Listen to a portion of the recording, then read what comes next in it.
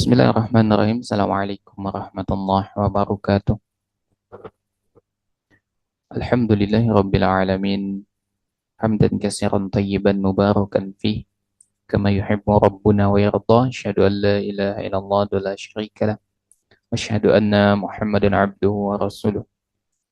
Allahumma salli wa sallim wa barik ala Muhammadin wa ala alihi wa ashabihi ajma'in. Allahumma alimna ma yanfa'una wanfa'na bima 'allamtana wa zidna ilma.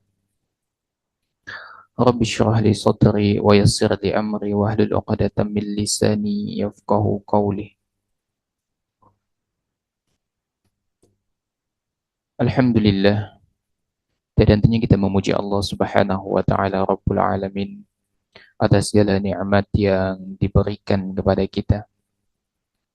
Kita bermohon kepada Allah Subhanahu wa taala semoga Allah Subhanahu wa taala senantiasa memberikan taufik dan hidayahnya kepada kita semua agar kita senantiasa istiqamah di atas sunnahnya Nabi alaihi salatu wassalam hingga akhir hayat kita. Kita juga memohon kepada Allah Subhanahu wa taala bagi keselamatan saudara-saudari kita dimanapun mereka berada, yang tertindas, yang dirampas haknya, yang dizalimi, yang didiskriminasi, yang di apa saja yang itu membuat hati, raga dan iman mereka menjadi terganggu, terancam. Dan kita bermohon kepada Allah Subhanahu wa taala semoga saudara-saudari kita yang tanah airnya dirampas, semoga Allah Subhanahu wa taala mudahkan segala urusan mereka dan Allah Subhanahu wa taala ganti kesabaran mereka dengan pahala yang berlipat ganda. Serta kita bermohon kepada Allah Subhanahu wa taala semoga Allah Subhanahu wa taala menyertakan kita di dalam pahala yang Allah berikan juga kepada mereka sesuai dengan ikhtiar yang kita lakukan dengan doa, dengan donasi, dengan tenaga mungkin. Semoga Allah Subhanahu wa taala ganti dengan kebaikan insyaallah. Salam dan taslim semoga senantiasa juga tersampaikan kepada junjungan kita Nabi besar Muhammad sallallahu alaihi wasallam. Allahumma salli wa sallim wa barik alaihi. Hadirin sekalian, insyaallah pada kesempatan ini kita akan kembali melanjutkan bahasan kita dari ensiklopedia larangan dalam syariat.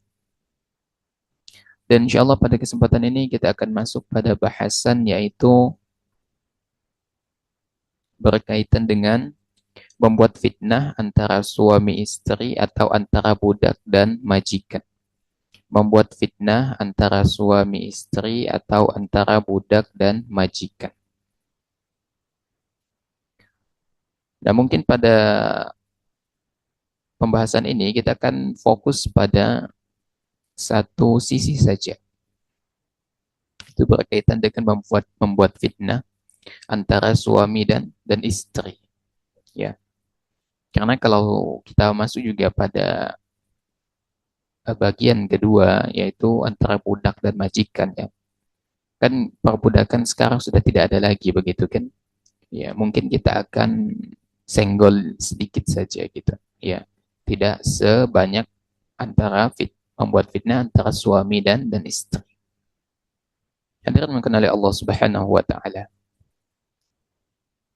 Ya, di antara problematika dalam kehidupan yang sering kali terjadi bahkan di dalam konteks rumah tangga, di antara hal yang membuat rumah tangga itu sering kandas, ya, sering hancur, berujung pada perceraian, gugat menggugat, itu karena adanya sosok ketiga yang masuk di dalam rumah tangga tersebut. Jadi adanya pihak ketiga ini merupakan di antara salah satu perkara yang menjadi momok kadangkala dan menjadi persoalan di dalam rumah tangga. Karena di situ pihak ketiga biasanya mempunyai kepentingan-kepentingan tertentu untuk tujuan keuntungannya. Apakah memang untuk merusak rumah tangga tersebut atau karena ada motif-motif lain yang sifatnya tersembunyi. Nah, pihak ketiga yang biasanya membuat fitnah antara suami dan istri ini seringkali mempunyai dua wajah yang berbeda. Ya. Bisa jadi ketika dia bertemu dengan sang istri temannya, kadang-kala katakan seperti itu, dia bermuka memasang muka berbeda.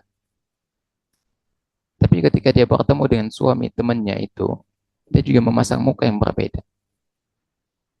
Sehingga dia bisa membenturkan antara suami dan istri sehingga terjadi fitnah di antara mereka.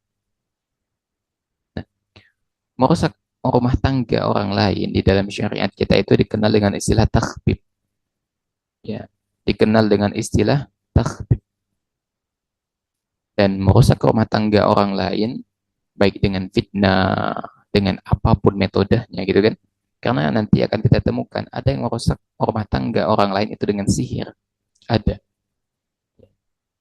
Dengan sihir gitu, ada. Ketahuilah bahwasanya merusak rumah tangga seorang muslim sehingga dikarenakan keburukan yang kita lakukan, fitnah yang kita lakukan, membuat rumah tangga mereka bercerai-berai. Ketahuilah hal itu merupakan dosa yang sangat besar. Dosa yang sangat besar. Dan perlu antum tahu, merusak rumah tangga orang sehingga mereka bercerai-berai merupakan di antara prestasi terbesar bagi iblis. Prestasi besar bagi iblis.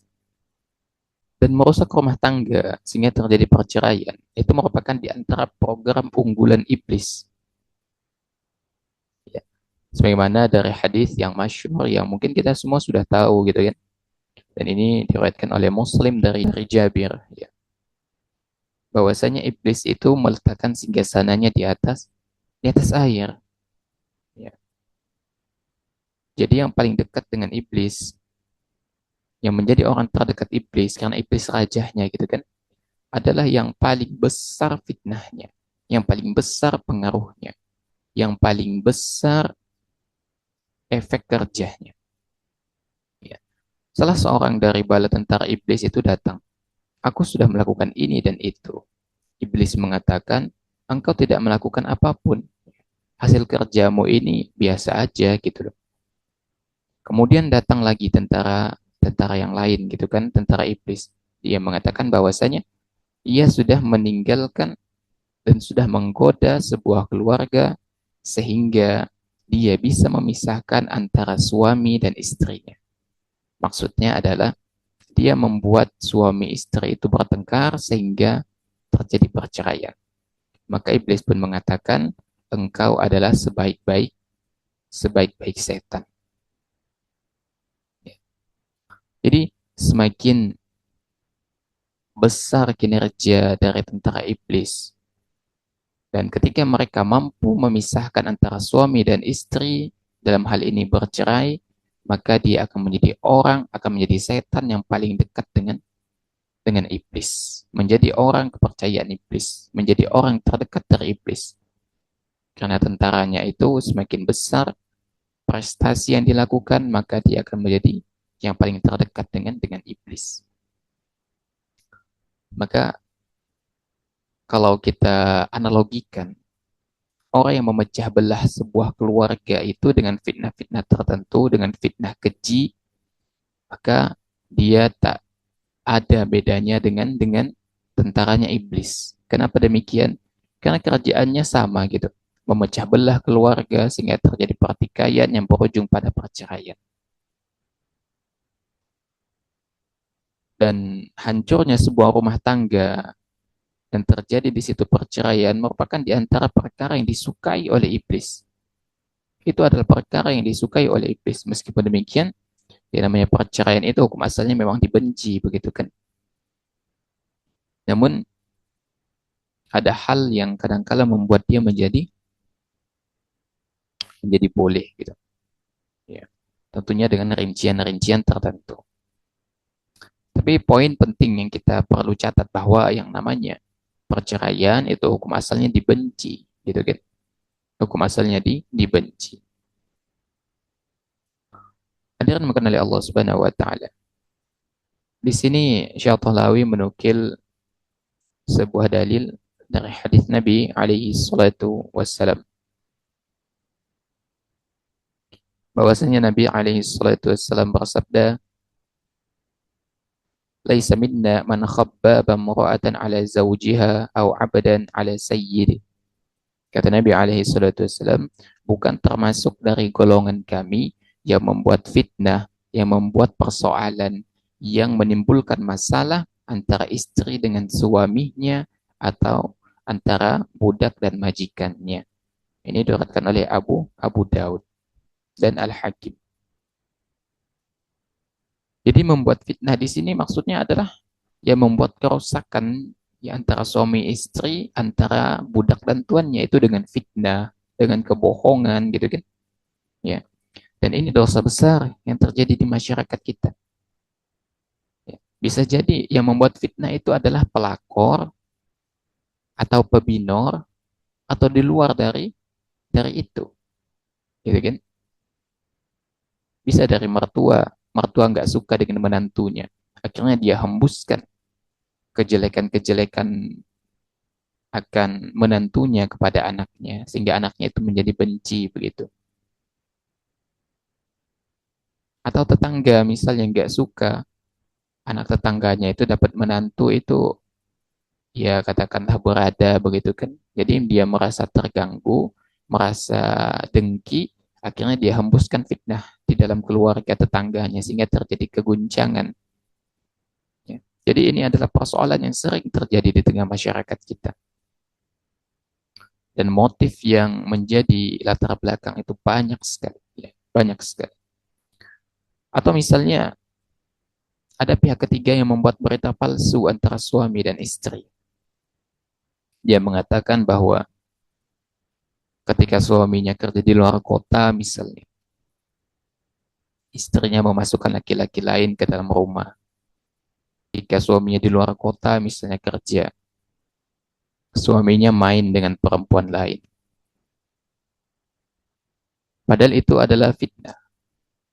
Dan ini bisa kita temukan di tengah masyarakat kita. Ya, bisa. Dan orang seperti ini berarti dia adalah penyebab badai. Dan ingat, badai di dalam rumah tangga, badai di dalam rumah tangga itu apabila tidak segera diselesaikan dengan bijaksana, maka dipastikan akan berujung pada perceraian. Akan berujung pada perceraian. Dan orang yang menfitnah itu semakin besar informasi yang ia buat, yang ia rekayasa dalam rangka untuk memisahkan antara suami dan istri, budak dan majikan, maka akan semakin besar efek yang akan ditimbulkan. Tergantung dari jenis fitnah yang dibuat atau direkayasa. Hadirin makan oleh Allah Subhanahu wa taala. Nah, tentu merusak rumah tangga orang lain, baik itu dengan fitnah, dengan apapun itu bentuknya, banyak sekali ancamannya dari Nabi alaihi salatu wasallam sebetulnya. Banyak sekali. Dan jangan sampai kita masuk dalam bagian orang yang merusak rumah tangga orang lain. Ya. Nabi alaihi salatu wasallam bersabda, "Laisa minna man khabbaba imra'atan ala zawjiha." Bukan bagian dari kami orang yang melakukan takhbib terhadap seorang wanita sehingga dengan itu dia melawan suaminya. Ini diriwayatkan oleh Abu Daud dan disahihkan oleh Syekh Al-Albani. Imam Az-Zahabi rahimahullah ta'ala menjelaskan bahwa yang dimaksud dengan merusak hati wanita terhadap suaminya adalah merusak hati wanita terhadap suaminya. Kadangkala teman dari istri itu bisa menjadi pemicu terjadinya kerusakan di dalam rumah tangga. Kebetulan gaji istri itu lebih besar dari gaji suami. Mulai itu teman ngomporin kan, kamu kok mau dengan suami kamu?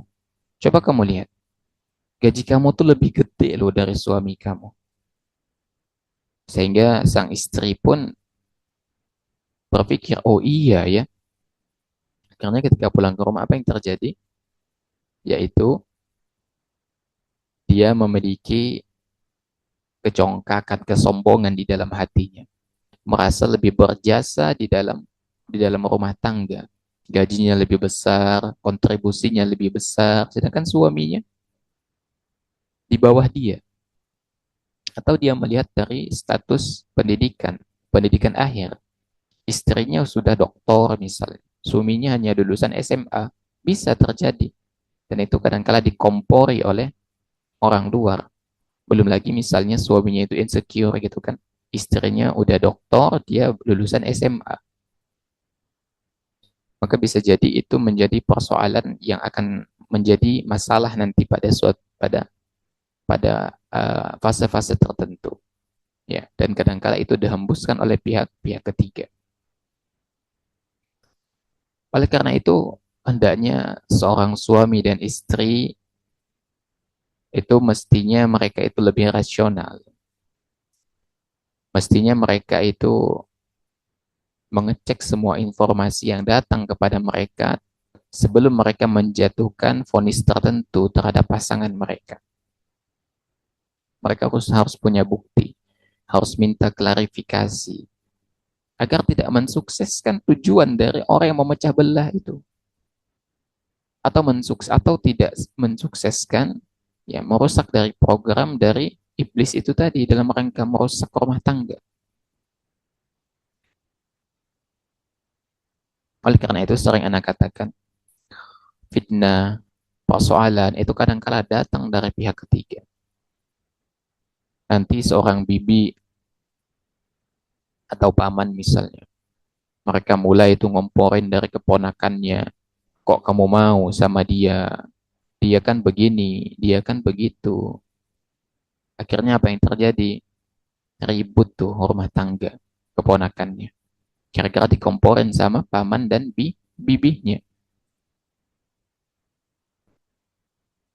Makanya rasional itu penting kadangkala dalam rangka menyaring informasi, menyaring sesuatu.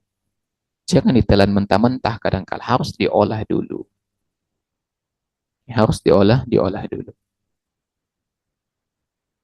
Dan kata Nabi SAW, orang yang melakukan takbib itu bukan golongan, bukan bagian dari kami, kata Nabi SAW. Artinya Nabi SAW berlepas dari orang yang seperti itu. Berlepas dari orang yang seperti itu. Makanya ini merupakan peringatan bagi setiap orang, siapapun Anda, dimanapun Anda, bagaimanapun posisi Anda. Jangan sampai Anda menjadi sebab rusaknya sebuah rumah tangga. Kecuali yang antum sampaikan itu merupakan sebuah fakta yang antum yakin itu kebenarannya. Misalnya antum punya teman gitu kan, antum melihat suami teman itu di jalan tadi minum minuman keras misalnya, dan antum yakin itu, boleh nggak antum sampaikan ke istrinya? Boleh, sepanjang itu fakta. Ya. Yang nggak boleh adalah kita sampaikan itu bukan fakta, hanya karangan belaka dalam rangka fitnah. Itu yang nggak boleh, gitu kan? Oleh karena itu, ya, hendaknya kita bijaklah di dalam bertindak, di dalam melakukan suatu perbuatan. Jangan sampai kita menjadi orang yang merusak rumah tangga orang lain. Lebih parahnya motif kita itu adalah ingin merebut istri atau ingin merebut suami orang lain. Maka hendaknya seseorang itu lebih bijaksana di dalam bertindak. Dan suami, istri, itu juga harus lebih bijak di dalam mengatur lalu lintas informasi yang datang kepada mereka, harus lebih bijak di dalam mengatur emosi, ego, agar tujuan dari orang yang membuat fitnah, agar tujuan dari iblis yang senantiasa ingin menghancurkan rumah tangga itu tidak sukses, tidak terlaksana.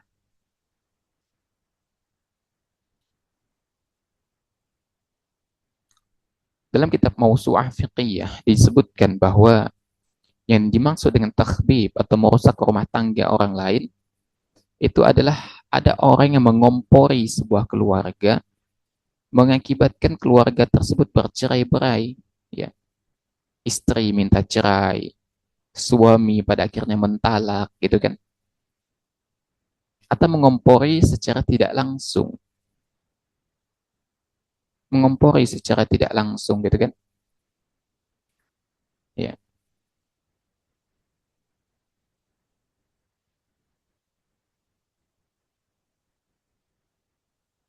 maka itu adalah perbuatan dosa dosa besar. Hadirin makan oleh Allah Subhanahu wa taala. Ya. Yang namanya merusak rumah tangga orang lain dengan apapun bentuknya, tidak ada perselisihan di kalangan para ulama akan keharumannya. Ya. Dan ketika dia berhasil merusak rumah tangga orang lain, ketahuilah bahwasanya ini efek domino gitu loh. Kalau sebuah keluarga itu sudah bercerai-berai, maka keluarga itu kan akan ribut gitu kan. Belum lagi bentrok antara dua kubu keluarga, baik dari keluarga istri atau dari keluarga suami. Biasanya itu bentrok, pada umumnya terjadi bentrok gitu kan. Belum lagi anaknya yang kadang-kala menjadi terlantar, gak ada yang mau urus. Ya, masing-masing lempar lempar tanggung jawab kadang-kala. Banyak persoalan yang akan timbul gitu kan. Jadi ketika antum menjadi orang pihak ketiga yang merusak sebuah keluarga, antum itu sebetulnya sudah melakukan kerusakan yang luar biasa. Karena yang menjadi persoalan itu bukan hanya pertengkaran antara suami dan istri, akan tetapi keberlangsungan dari anak-anak yang mereka bertengkar itu. Coba, ketika kerusakan sudah antum lakukan dengan fitnah terhadap sebuah keluarga kepada suami istri itu, bisa jadi anak mereka akan menjadi anak broken home gitu kan. Yang dulunya good boy jadi bad boy, yang dulunya berperilaku baik menjadi buruk, yang dulunya lembut menjadi kasar, berangkat dari pertengkaran yang terjadi dalam rumah tangga dan antum menjadi sumber permasalahan itu. Oleh karena itu hati-hati, hati-hati. Termasuk ketika memang antum mengetahui fakta tentang keburukan suami atau istri teman antum, antum cek deh betul-betul. Antum cek betul-betul. Jangan sampai itu menjadi fitnah. Karena efeknya ini besar sekali. Besar sekali. Hadirkan oleh Allah Subhanahu wa taala. Ya. Dan ingat, orang yang menjadi sumber fitnah dan fitnah yang ditimbulkan itu berarti tidak berdasar gitu kan. Dia menjadi kompor, menjadi api antara suami dan istri orang. Itu ada hukum takdirnya. Ya.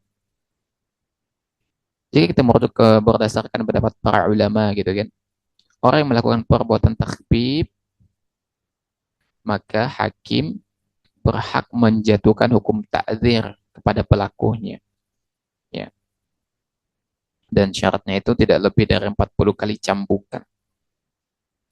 Jadi orang yang melakukan fitnah antara suami dan istri dan itu terbukti, maka hakim berhak menjatuhkan hukum takzir dengan hukum cambuk. Ada sebagian lagi berpendapat bahwa pelakunya itu mesti di penjara sampai ia bertaubat atau sampai meninggal. Ya. Dan ini yang diyakini oleh kalangan Hanafiyah. Ya. Orang yang melakukan merusak rumah tangga orang lain itu mesti dipenjara sampai bertaubat atau sampai meninggal. Ya. Dan sebagian dari Hambaliyah mengatakan bahwa orang yang merusak rumah tangga orang lain itu dia dicambuk dan di depan umum disaksikan oleh orang ramai sebagai pelajaran bagi orang lain agar tidak melakukan perbuatan serupa. Hadirin sekalian, jadi takbib merusak rumah tangga orang lain itu bukan perkara main-main. Baik jantung jadi pelakor, jadi pebinor, atau di luar hal itu. Kan ada orang itu merusak rumah tangga orang lain karena hasad saja.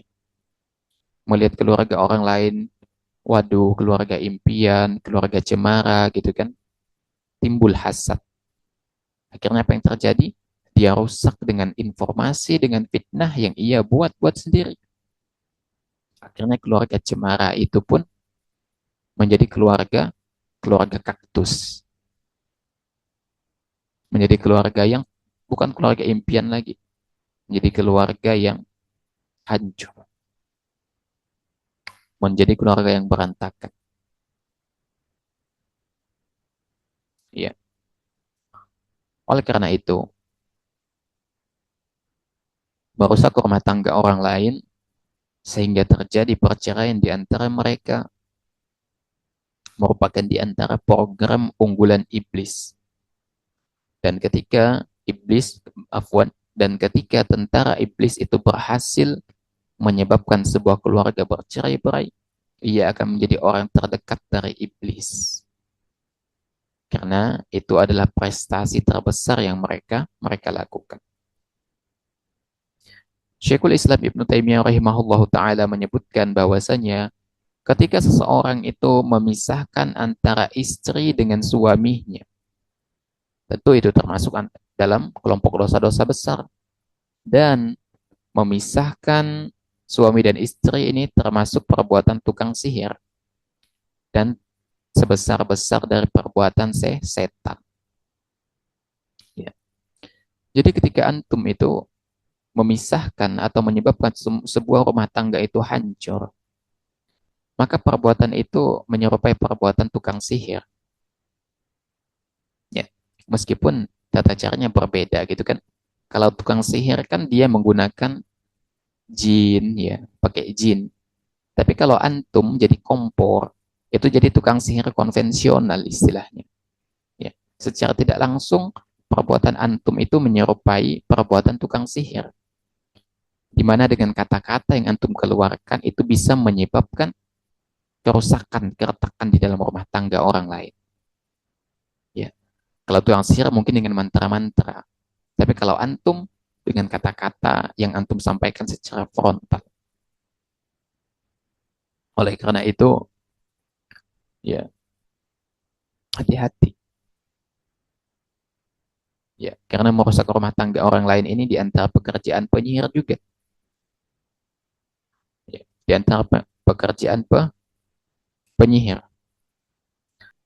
Jadi dengan sihir, seseorang itu bisa mencerai-beraikan antara suami dan istrinya. Maka ketika antum juga memiliki kemampuan, memiliki retorika merusak rumah tangga orang lain, maka antum itu tak jauh beda dari tukang tukang sihir. Nggak jauh beda dari tukang sihir. Hadirin mengenali Allah Subhanahu wa taala. Jadi hendaknya kita berhati-hati ya, di dalam bertindak. Jangan sampai karena ketidaksukaan, jangan sampai karena hasad, jangan sampai karena ambisi membuat antum bermudah-mudahan di dalam merusak sebuah keluarga. Padahal keluarga itu udah apa ya, udah keluarga cemara gitu, udah punya anak, udah mapan. Antum tertarik misalnya dengan suaminya. Suaminya itu suami idaman gitu loh. Udah ganteng, mapan, perhatian. Apalagi posesif ya. Buat antum, waduh ini suami idaman banget nih. Ya pesona laki-laki matang gitu kan. Jadi mulai antum tuh cari apa ya medsosnya, IG-nya apa ya, DM. Akhirnya lanjut ke WA dan seterusnya dan seterusnya. Kok Ana bisa tahu? Ya, Ana baca kadangkala komentar sebagian orang di komentar netizen gitu. Ana baca. Dan itu memang sering terjadi gitu kan. Tiba-tiba tukaran tukaran apa namanya Instagram gitu kan. Atau apalah. Maka dari situlah muncul yang namanya kerusakan. Atau misalnya Ana tegaskan lagi temennya, kok kamu mau dengan suami kamu? Kamu tuh bisa loh yang dapat lebih baik dari suami kamu. Atau ada yang ngomporin suaminya. Kamu kok mau sama istri kamu? Kamu bisa loh yang dapat lebih baik dari istri kamu. Maka orang seperti ini hendaknya dijauhi. Karena mereka itu adalah seperti kompor. Mereka hanya manas-manasi. Oleh karena itu kadangkala seseorang itu mesti bijak di dalam memilih teman, di dalam menyaring informasi. Karena zaman sekarang ini ya para pelakor, pebinor itu banyak berkeliaran gitu loh. Orang udah tahu perempuan itu udah punya istri, tapi masih aja tuh di DM, masih aja tuh digangguin di kolom chat dan lain sebagainya. Ya, itu adalah di antara dinamika dalam kehidupan rumah tangga. Makanya sejak awal anak katakan, seseorang itu ketika memutuskan untuk membangun sebuah rumah tangga, maka hendaknya mereka itu komitmen. Komitmen. Turunkan ego masing-masing. Dan hendaknya antara suami dan istri itu memiliki karakter apa ya? Untuk saling memahami antara satu dengan yang lainnya. Baik di dalam konteks pergaulan sehari-hari atau dalam konteks pekerjaan. Gitu kan? Dan tentu tidak masing-masing melalaikan antara hak dan kewajiban mereka. Hadirin makan oleh Allah Subhanahu wa taala, ya. Maka ancaman dari Nabi alaihi salatu wasallam bahwa orang yang melakukan takhfif ya, atau orang yang memecah antara budak dan tuannya, itu kata Nabi alaihi salatu wasallam bukan termasuk golongan kami. Artinya Nabi alaihi salatu wasallam itu berlepas dari mereka dan perbuatan mereka. Oleh karena itu hendaknya kita jaga diri kita, ya. Bunga itu banyak kok ya. Bunga itu banyak, jangan sampai karena justru kita malah tertarik dengan istri orang lain, dengan suami orang lain. Ya, masih banyak di luar sana gitu kan. Masih banyak di luar sana gitu. Dan bunga itu tidak hanya satu satu kuntum saja, banyak sekali. Banyak sekali. Ya, dan kumbangnya pun juga banyak, bukan hanya satu ekor. Ya. Maka jangan hanya membatasi diri pada satu orang saja. Ya. Aduh, dia mantan, nggak bisa move on misalnya. Nah, itu masalah antum berarti. Ya. Siapa salah, siapa siapa suruh ya nggak bisa move on gitu kan. Dan yang biasanya itu yang menjadi persoalan dalam rumah tangga dan sering terjadi itu apa? CLBK, cinta lama bersemi kembali gitu kan. Dan kita saksikan tuh, ya. Ada sebuah keluarga suaminya dinas keluar kota. Tiba-tiba di luar kota ketemu mantan dan ternyata menjadi rekan bisnis. Akhirnya terjadi apa yang sesuatu yang tidak seharusnya terjadi, terjadi perzinahan gitu loh. Dan itu terjadi atau istrinya dinas keluar kota, ketemu mantan, terjadi perzinahan. Apa itu terjadi? Iya, terjadi. Anda nggak perlu sebutkan dari mana Anda mendapatkan informasi ini. Tapi itu memang terjadi. Itu memang terjadi. Oleh karena itu hendaknya hati-hati di dalam bertindak, hati-hati di dalam mengambil keputusan, hati-hati di dalam berambisi. Berambisi boleh, tapi ingat ada batasan-batasannya. Ada batasan-batasannya. Semoga Allah Subhanahu wa taala memberikan taufik kepada kita semua dan menjaga kita dari perbuatan yang sebenarnya perbuatan itu adalah perbuatan yang seharusnya memang kita jauhi. Ya, karena di antara eh, karakter orang yang bertakwa, ya itu terdapat pada definisi sederhananya. Bertakwa itu menjalankan apa yang diperintahkan, menjauhi apa yang dilarang gitu. Dengan semaksimalnya tentu. Ya, kita kerjakan apa yang diperintahkan, jauhi apa yang dilarang. Ya. Dan menjauhi yang dilarang oleh Allah itu simple. Gak usah kerjain aja. Udah selesai. Ya. Selesai. Tinggalkan selesai. Apa yang Allah perintahkan kerjakan. Simple sebetulnya. Hanya saja kadangkala syahwat kita, nafsu kita itu menjadikan itu seolah berat ya. Berat. Ya, itulah ya nafsu itu memang syaitan berperan juga di situ sebetulnya. Tapi semoga Allah Subhanahu wa taala menjaga kita dari perbuatan tersebut. Wallahu a'lam bishawab.